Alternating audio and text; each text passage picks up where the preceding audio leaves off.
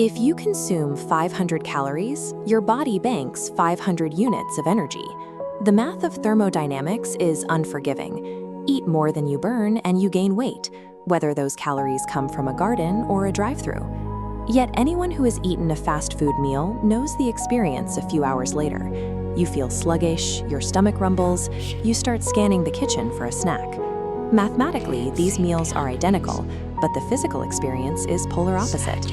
This happens because your digestive system interprets food as a package of chemical instructions, delivering orders directly to your cells. This comparison table breaks down those instructions. We have our 500-calorie burger on the left and our 500-calorie chicken salad on the right.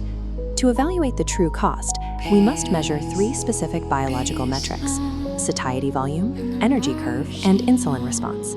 Manipulating these specific cellular signals makes your calorie targets physically easy to maintain. It is the difference between struggling against your biology and working with it. Right before you eat, your stomach is relatively empty, and your blood sugar is at a resting baseline. Your body is waiting to process whatever energy package you deliver. How that package gets processed is dictated by endocrinology. This hormone management network decides whether the calories you just ate should be burned for immediate energy or locked away in your fat cells. The network relies on physical feedback. When food enters the stomach, your brain evaluates the physical weight and total volume of the mass stretching your digestive tract to estimate how much energy you've consumed. If you choose dense, small portions of food, your stomach walls never stretch.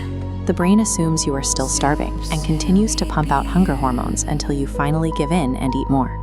You can execute your daily calorie spreadsheet perfectly, but if your food choices create an aggressive hormonal environment, your diet will eventually fail. Look at this flowchart mapping out the biological cascade. At minute 0, 500 calories are ingested. Following path A, in red, our burger hits the stomach. Because it lacks fiber, the first node triggers rapid digestion. Without plant fiber to slow things down, those refined carbohydrates and processed fats liquefy and flood into your bloodstream. The body reacts to this sudden saturation by initiating a sharp insulin spike.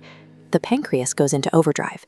It secretes a high volume of insulin, rushing to clear that sudden surge of glucose out of the blood and pack it away into storage. This emergency response sends a shockwave through the vascular system. It transmits fat storage commands and triggers inflammatory markers throughout the body. This line graph plots your energy over time. The rappelling spikes as the meal digests, but the heavy dose of insulin pulls so much sugar out of the blood that your energy levels immediately plummet well below your starting baseline. That deep dip in the red line is the 2 o'clock afternoon slump. Your eyes get heavy, your focus breaks, and you are hit with cognitive fatigue. Since your blood sugar is now effectively drained, your brain registers a fuel shortage. It sends out emergency distress signals in the form of intense sugar cravings, regardless of the 500 calories you just finished. By relying on processed food, you accumulate a biological debt. You get the convenience of a fast meal up front, but you pay for it with lethargy for the rest of the day. Now we reset to minute 0 for the 500-calorie high-volume salad. Following path B in green, the meal hits the stomach. Because of the physical size of the portion, the first node lights up. High volume, activating your stretch receptors. When you consume a large amount of low-calorie greens and vegetables, the mass of the food pushes against your stomach walls. This physical expansion is known as gastric distension. As the walls stretch, localized nerve receptors fire signals to the brain, reporting that the stomach is physically at capacity. The brain registers this physical fullness and shuts down your appetite. You eliminate the feeling of dietary restriction because you actually feel full. You get to eat a large portion of food.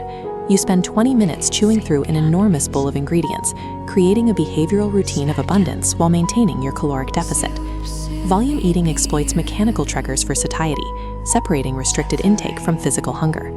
Deep in the digestive tract, path B hits high fiber. Rigid vegetable cell walls act as a physical barrier in your intestines, slowing the digestive process. Returning to our energy chart, the green line illustrates this slow digestion. Instead of a sudden flood, complex carbohydrates enter the bloodstream in a timed release over several hours, creating a long plateau of stable energy. That stable plateau provides a clear advantage. Your brain receives a constant, reliable trickle of glucose, which translates into sharp focus and stamina that carries you through the afternoon. But there is a vulnerability to this whole food pathway. the accumulation of hidden fats in dressings and oils. Pouring a heavy dressing over those greens can add 30 to 40 grams of fat in seconds. You end up doubling the calorie count of the meal without adding any physical volume. What was planned as a 500-calorie choice can spiral into a 1,000-calorie surplus, wiping out your progress. The whole food approach provides a metabolic advantage only if you control the liquid calories that often accompany salads. Every dietary choice demands a trade-off.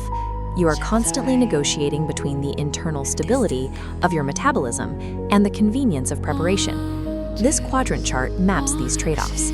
Fast food plots a red dot in the bottom right, high convenience but erratic energy. Whole foods plot a green dot in the top left, stable energy but high preparation friction. You must chop, cook, and clean.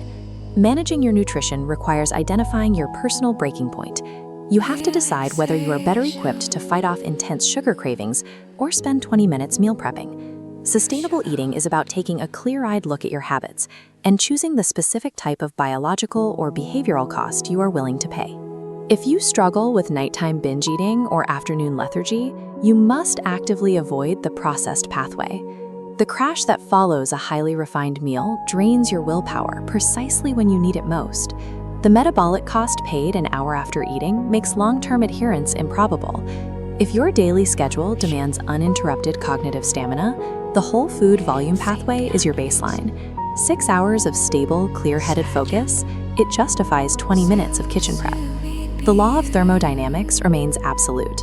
Total calories dictate your weight, but leveraging food quality dictates your daily quality of life and determines whether your success feels like a struggle or a choice.